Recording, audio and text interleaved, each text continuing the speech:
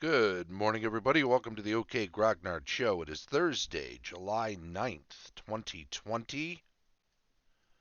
It's not 9:30 a.m. Central. It's actually only just after 7 in beautiful Lake Geneva, Wisconsin. I've got some appointments later today I've got to keep, so it's going to cut into the regular show time, so I'm putting this together earlier to make sure that I have something set up that I can have running at that time. And this is it. So what do we got going? Well, what we got going here is a slideshow of simple terrain that was used in early Surcoat playtesting. Surcoat was a system that I was putting together to use as a sort of a, I don't want to say update or upgrade or revamp or what. It was my homage to chainmail. Um, However, there were some differences in that instead of using, it used a D20 for combat resolution. So this was an attempt to granulate um, the to hit table even more, to incorporate armor class and a number of third editionisms, or quite honestly, this is mostly stuff that was true in first and second. The armor class flipped, which made it somewhat third edition esque. But now, of course, that's third, fourth, and fifth. So most of what you'd find in Surcoat was a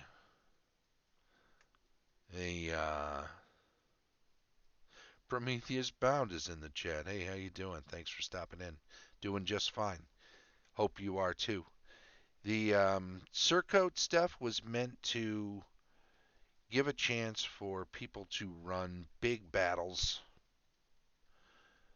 but the other thing was it didn't use single stand figures. It used unit stands. So you had multiple figures in a lot of cases on individual stands. Now you could have leaders by themselves on a stand. You could have um, like a single piece of artillery or some other individual. In this particular version, as a way to put together as much stuff as possible and to show that it could be done rather inexpensively. This was made with 54 millimeter plastic medieval army men type miniatures. So, you get 100 in a bag at a dollar store or you know, go to say a Target or whatever where you get some plastic army men, you go to the medieval shelf. Just bought a ton of those, divvied them up so that I had plenty of each troop type, and there were a bunch. So the idea was there would be 4 figures on a stand if it was heavy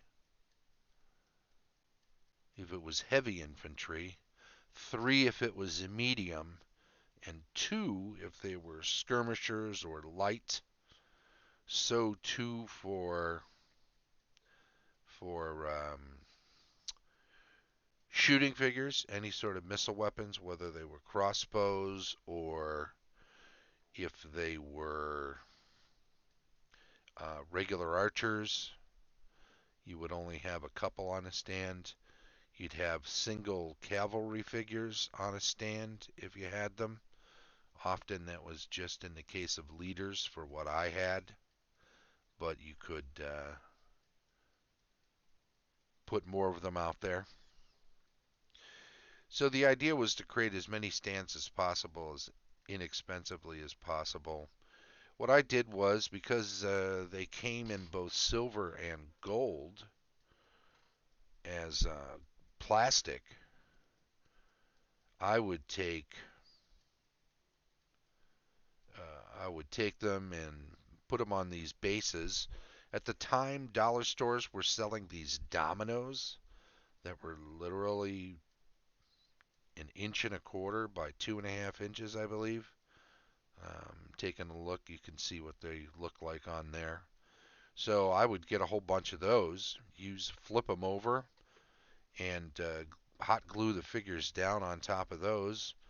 Throw on either flocking with the gold ones, or throw on sand with the silver ones.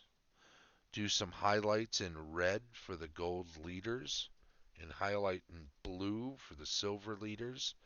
And this made them stand out easily on the board. They were simple, they were pretty fast, and you can see in these that they're various stages of being made, because this was done over time. A couple of years, 2008, 2009. You'll notice those um, plastic towers attached to bases. There are a number of games that let you put a headquarters out on the field. That becomes both an objective for your opponent, but also a place where you can gain some defensive strength. So if you were in contact with it, you would increase your own defensive strength. If your figures were in contact with it, your stands. And if your opponent was able to get in contact with it and score a certain number of hits, they could destroy that headquarters. And depending on the scenario, either that would get them a certain number of victory points, if there were multiple conditions, or in the case of just flat out, in some scenarios, you just had to flat out destroy your opponent's headquarters before they destroyed yours. A simple way to do that on a 4x4 field. You'll notice the terrain in this is easy to make, simple shapes cut from various different colors of felt. You could have brown being something like a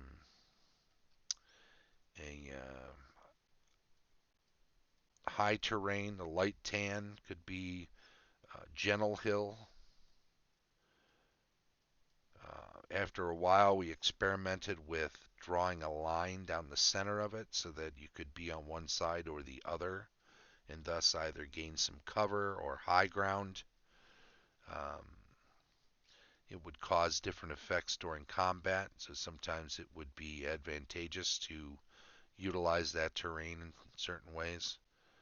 Of course, different colors of green could be used for light and heavy forest.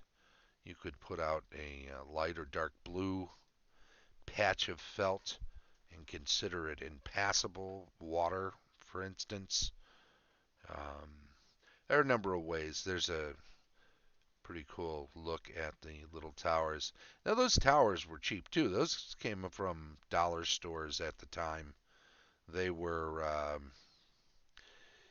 the cap comes off them. They're hollow inside, and they would come with either some sort of knight or dragon inside.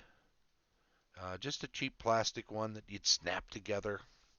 But the tower was pretty cool, so it was nice to take those, give them a quick black primer, and then some dry brushing in gray. Put them on those little wooden bases that were gotten from hobby or craft store. There's an upgrade to a toy castle that was picked up at I don't know, some garage sale or yard sale, I think, for a couple of bucks.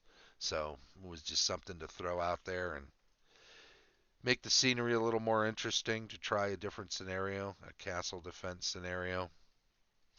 I've done some other Surcoat, um, but this is the early playtesting stuff. So I've only got these images running today. Perhaps in a future, for a future episode, we'll run some of the later ones that were run at conventions where we had multiple or a lot more troop types, larger castle wall, a lot more. We had artillery, a lot more artillery. You can see several pieces there through the gate that were being used. Those were just small little catapult pieces, but they worked. You know, everything's representational, and as long as your base sizes are consistent, so that the rules can uh, keep the balance between the different unit types. And you'll notice that little rubber band that was on there. I would use those to score hits on units. So if a unit could take 5 hits, say a heavy infantry could take multiple hits, and let's say a light infantry in a particular scenario can only take 2, you could throw a few of those rubber bands, tiny rubber bands on around the necks of the pieces on the unit to keep track of how many hits they've taken.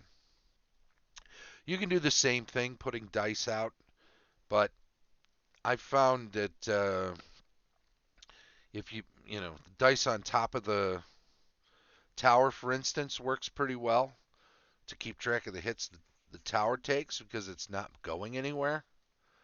But if you're moving figures around and you've got dice attached to them that are keeping track of hits, invariably they get knocked over or rolled around. Yeah, that's a lot of fun. PB, can I call you PB? It is a lot of fun. It's designed to be pretty fast and convenient. We were using a one sheet kind of cheat sheet thing. So once you had your troop types down and you knew about um, I did use stat block cards for different types of units. Yeah, it would depend how intricate it was, how intricate the scenario.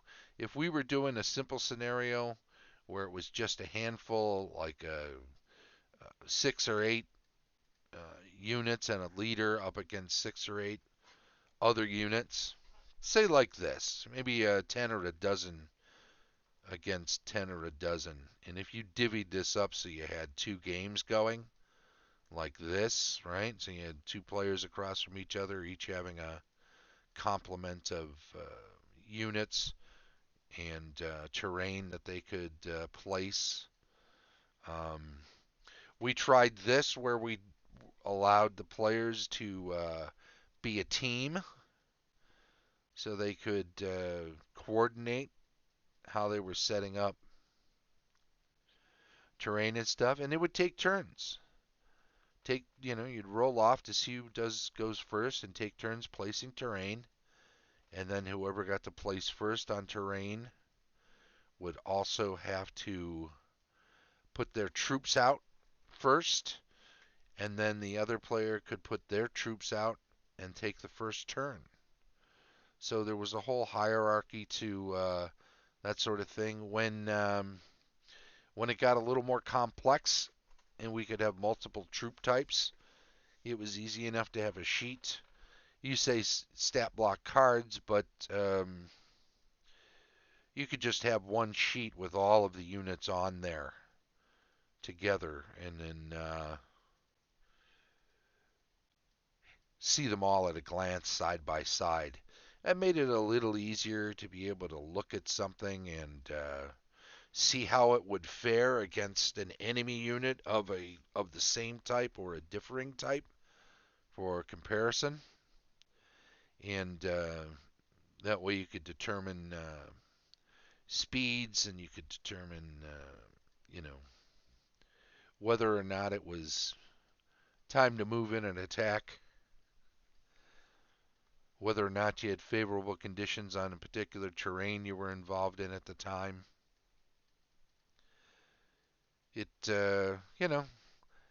Typical wargaming stuff. It got a bit more complex as it went on. A few years after this, I was running full table battles with these troops up against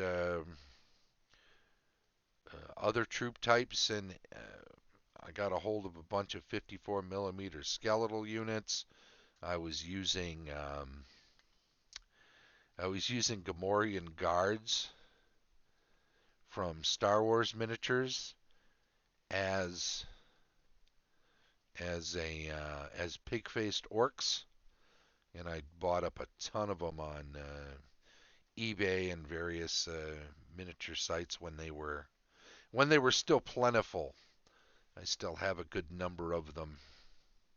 I should say that some of the early pictures here were taken at early GaryCon 1 and 2. All units were determined by the scenarios because there was the idea that scenarios could be balanced in different ways, much like early war games where you could be in for a losing cause if you took up one side of a scenario, but you would have different victory conditions.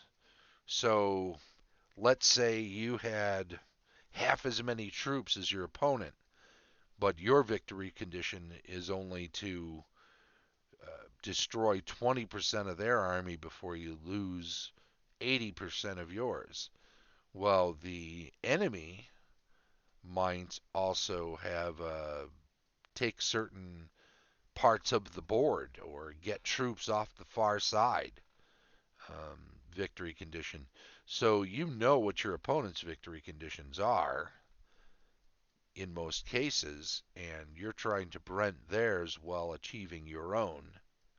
There's a whole bunch of cavalry units. Those were from tubes. I don't know if you remember those plastic toys where they had various different types of plastic figures, roughly 54 millimeter. They were a little on the chunky side, but because they were pre-painted with either red with a gold breastplate or in silver with blue, they worked out very nicely as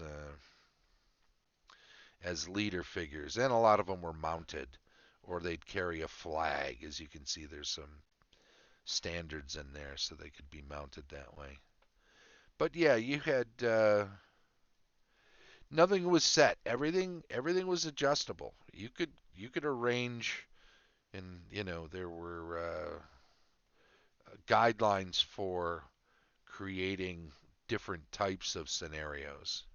And there are a number of example scenarios that we would use. There were straight up, completely balanced, um, you know, absolute parity type scenarios where both sides had one leader, both sides had the same number of troops, both sides had the same makeup of troops, both sides, and then the only differences during the scenario were where you placed your headquarters and how terrain got placed, and then how you used it, how you actually played the game.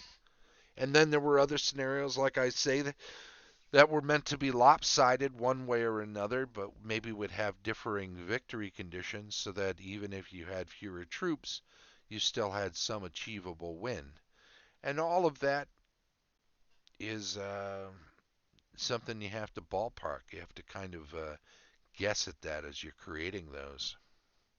Yeah, very flexible, um, very fun. It's really something I need to, say a little, some trees and flocking on a base just to clean it up. And notice now the cap of those towers is still removable even after it's painted. And what we would do is we would take the handful of terrain pieces, stack them on each other, roll them into a sort of a tube, stuff them down into the top of the tower, and put that little heavy six-sided die in with it. and that would be easy to transport.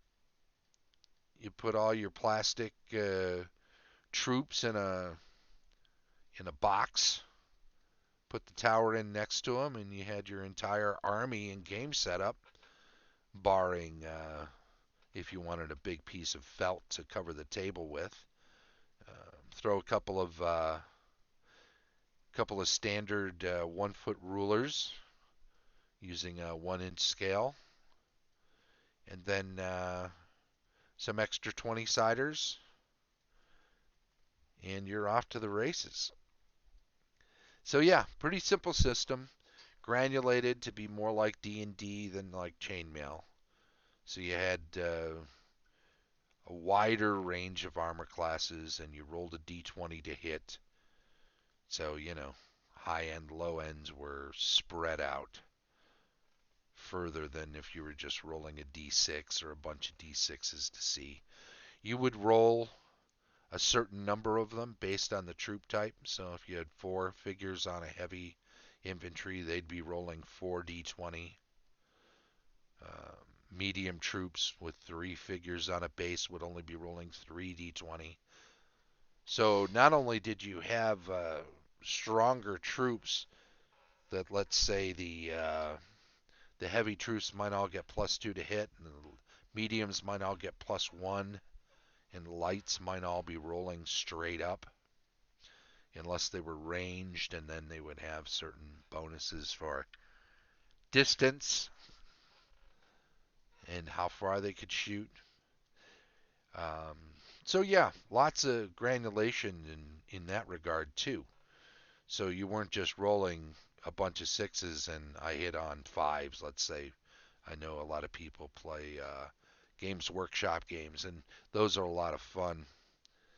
Um, Certainly some of the greatest models, I think, that have been put out over the years in tabletop gaming and tabletop wargaming have come from Games Workshop. Boy, do they have a great bunch of great history and a great bunch of figures out there. But I digress. My point being that instead of just rolling a bunch of six-siders, now of course it's all percentages, right? So if I hit on a 19 or 20, then I have a 10% chance of hitting if I'm rolling a 20-sided die, right? Um, Certainly six-siders are are are really just rolling percentages too, and that's all good. I just like the idea of making it more relatable to tabletop RPGers so that they can make a transition from playing single character scenarios over to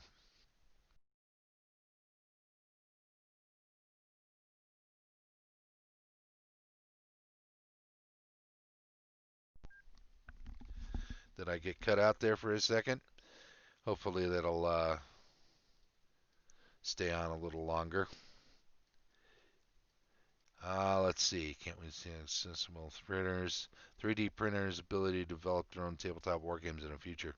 Yeah, no doubt. I think we're still at a stage where it's literally more expensive to try to print, to spend the time to create STLs, to then print them all up in quantities that you need for wargaming.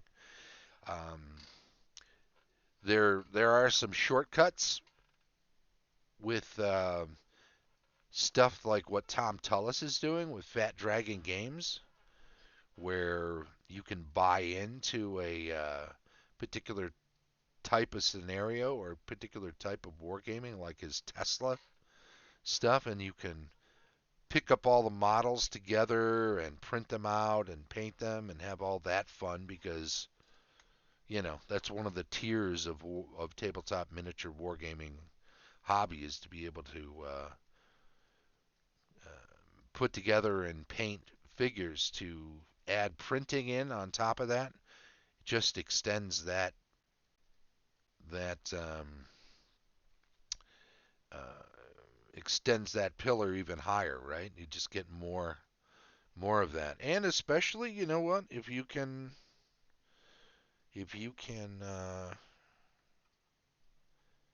customize figures in ways that are more personal to you and your games. I mean, you can imagine if you were creating a war scenario for your own personal, let's say D&D campaign, and you wanted certain troop types because in your particular campaign setting you've got certain types coming from certain areas, and you want the light cavalry of the east to go up against the sparse but heavy cavalry of the west, and you know, able to put stuff like that together and customize them so they have the look that matches what you do in your setting. That's just wonderful, right? And this is a step toward that. Now, this has always been early on about putting together units with multiple figures per stand. I did play around later with an alternate version where it was one figure per base, but bases counted as multiple individuals. So one orc represented on the battlefield might represent 10 orcs or 20 orcs or 100 orcs, and scenarios could then scale that way so that you could literally run a battle that was meant to be depicting tens of thousands with, a couple of hundred figures on the actual game table.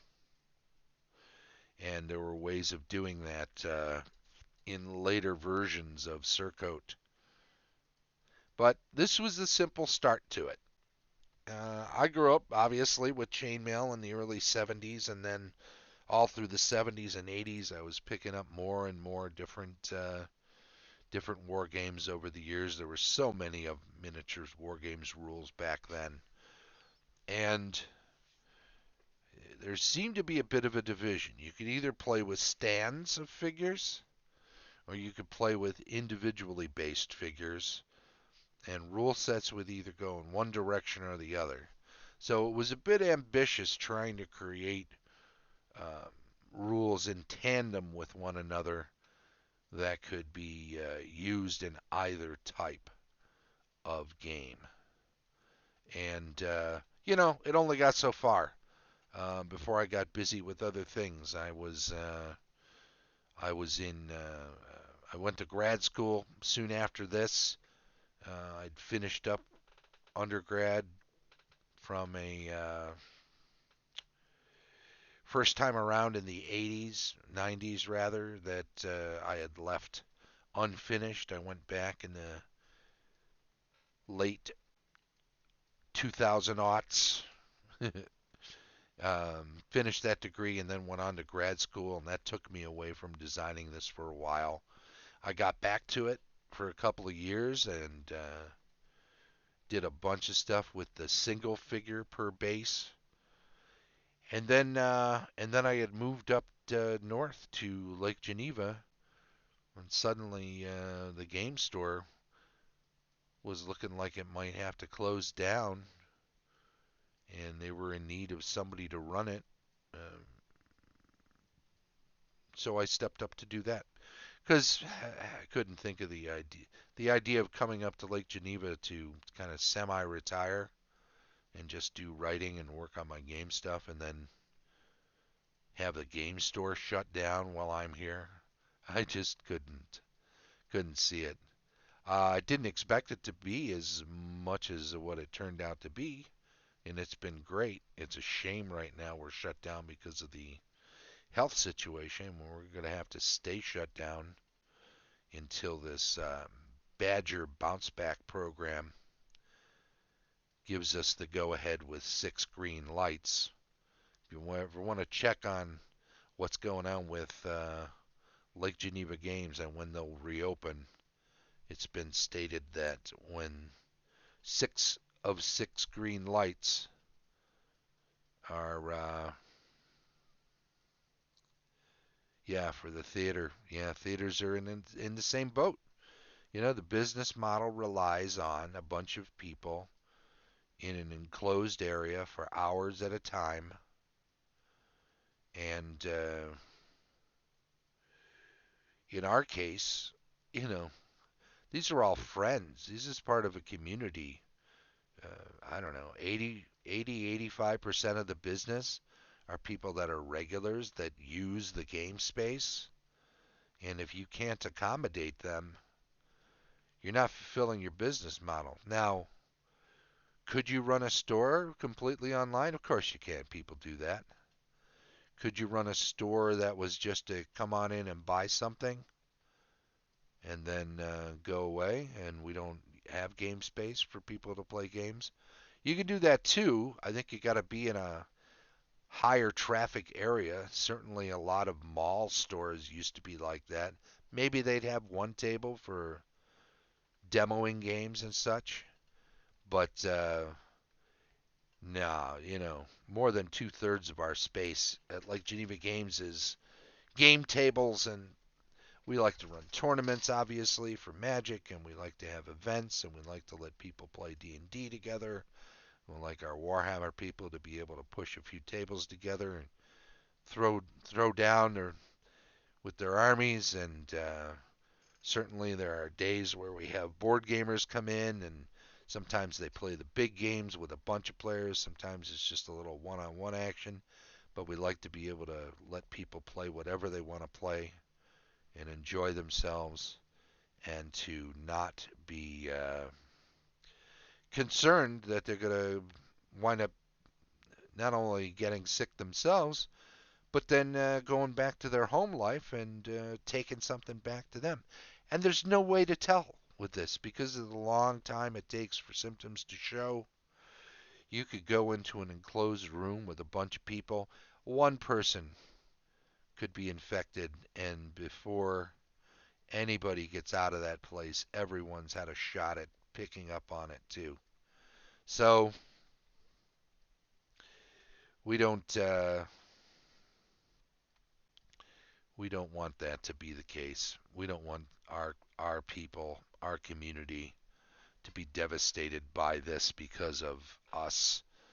It's easier for Lake Geneva Games to just be closed for a little while till it's safe to reopen, till it's safe to run tournaments and events again, to have a bunch of people sitting around a table. And when that is true, then that is when we'll open again safely and successfully and hopefully be around for years to come. This November, the store will have been around for 10 years. The store opened in early November 10 years ago, 2010. It had an official grand opening, so it did that sort of soft opening thing.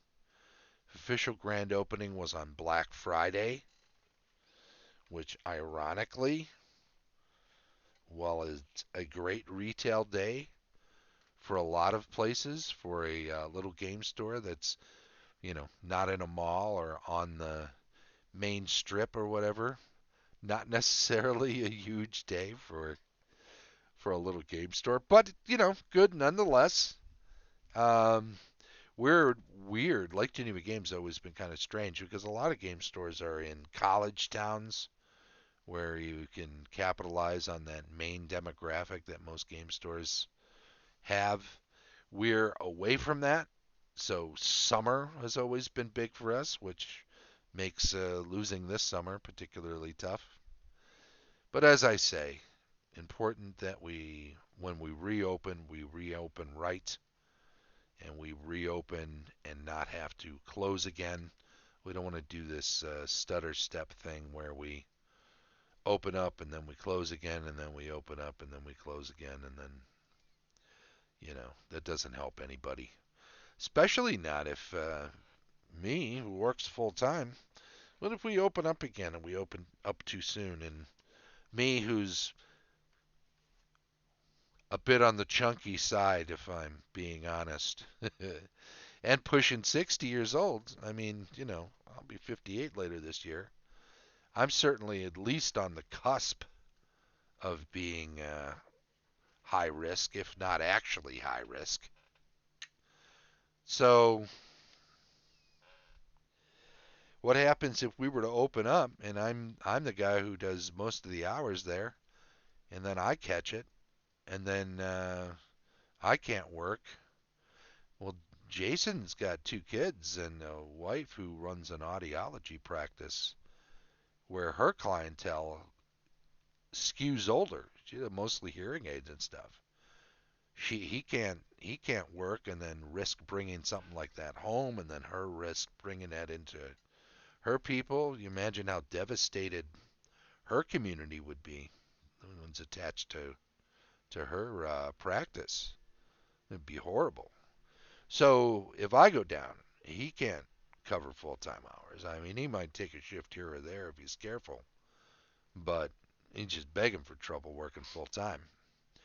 So we got a couple of part-time people, but then, who handles ordering, who handles all this other stuff? So, needless to say, unless unless we can safely open, then reopening and then reclosing is not a good idea.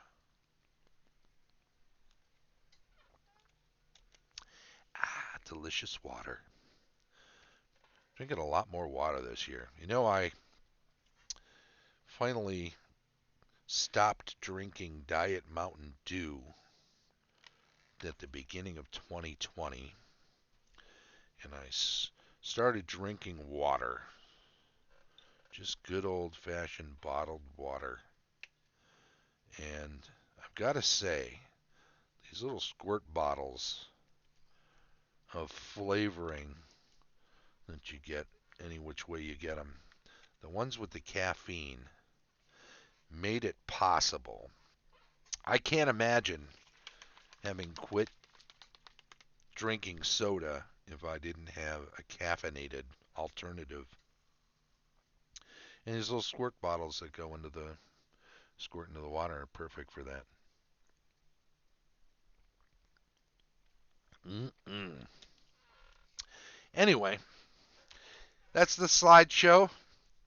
I'm actually going to let this run. I'm going to shut down the slideshow for a second. Notice how I put these on opposite sides for the picture and the thing so that people could see that it's a pre-recorded slideshow. But I will say, as far as the recording is concerned, because I've been recording this first half hour or so. I'm going to say the rest of the schedule for the rest of the week, blah, blah. Tomorrow we'll be building adventures with an eye toward using them in virtual tabletop environments. Saturday, I think we're on to episode 6 of the Conan the Adventurer animated series. So we'll be looking at that from a DM's perspective and reviewing it on Saturday. Sunday, rules retrospective. We're off to the races looking at the classes. Off to the races looking at the classes in first edition AD&D.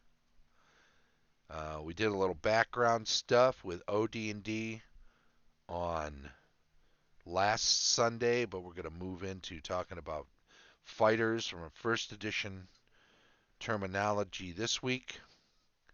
And then Monday, weekly news, giveaway announcement. Tuesday, back to cartography and world building, campaign discussion on Wednesday. And then back around the horn.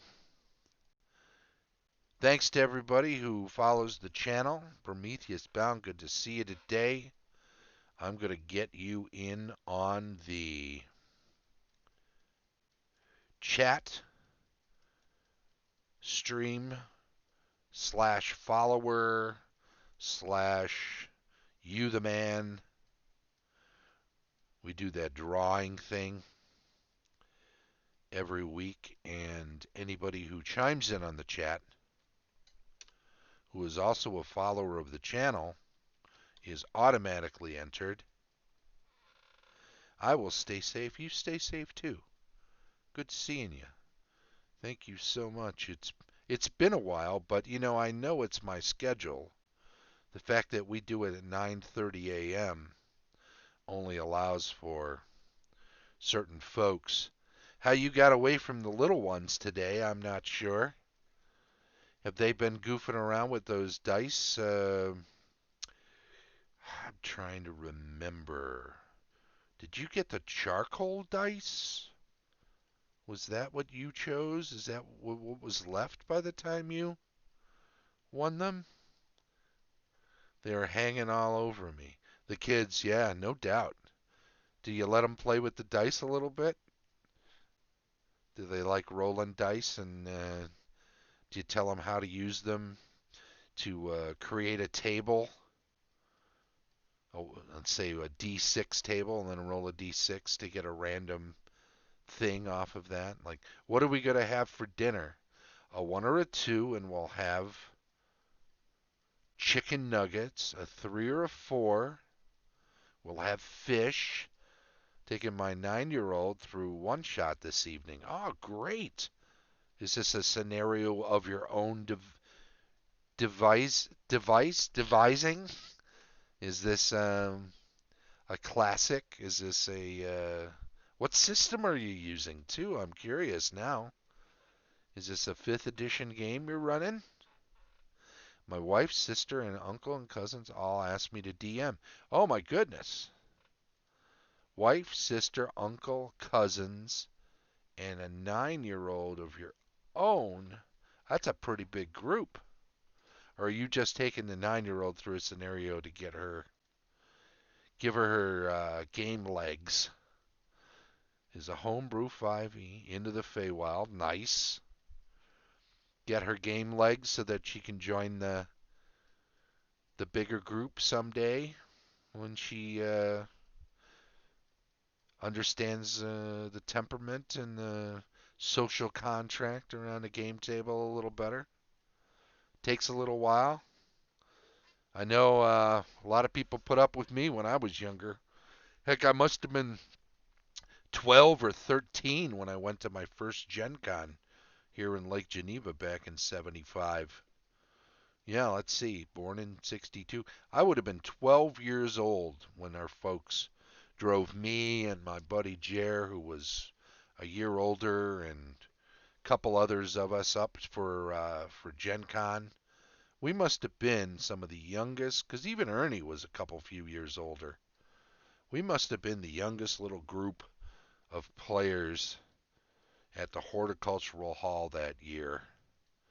I can only imagine how we must have been driving some of them older players who really weren't that old at that time, right? I mean, this is 45 years ago. If Cascoid is 70-something, he was somewhere in his 20s back then. But, you may be even less patient with youngsters when you're in your 20s.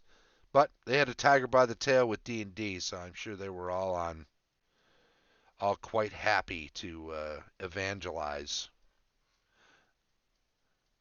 There will be 8 on the call this evening. Okay. I did one 9-year-old last week to get him used to it. Very good. Okay. When you say on the call, are you using Zoom or are you using Discord voice chat? Are you using Roll20 with the built-in voice chat and audio and visual? What's the setup? What's your virtual tabletop setup? Is it all theater of the mind? Google Hangouts, nice. I've played a few games using Google Hangouts and it works pretty darn well. It's so wonderful how many different options there are right now. It's great that you can find different ways to get together with folks. Well, listen, I was shutting it down. I should continue to shut it down. I will say also, if you are someone who's catching up with this on YouTube, then by all means, please do subscribe to the channel and give us a thumbs up. Maybe make a comment, help us get a little better with some constructive criticism. We'd appreciate it. You have a great day, Dan, and I will catch you sometime soon. We'll stop this recording, and I'm going to leave the slideshow running because I want people to be able to check it out when they come in later, even though I had to do this episode early today. Thanks very much. Have a great day. This will be up on YouTube in a little while. Bye-bye.